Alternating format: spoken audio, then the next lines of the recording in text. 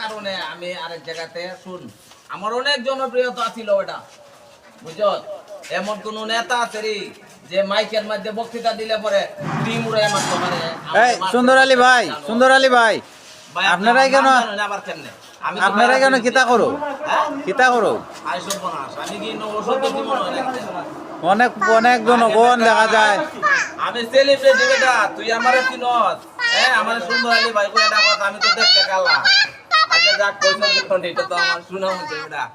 আমার নামটা কেমনে দিলে আচ্ছা আমার সাথে দেখা করিস করে নামটা কিটা জায়গায় রাখ আরে তুই এখন আসো দই যত্নি বেটা তুই নাম জায়গায় না আচ্ছা কথা তুই দে দাঁত ফুকরালে আসলে তুই কথা লয়ে যাচ্ছে তোর জীবনে কইতে হবে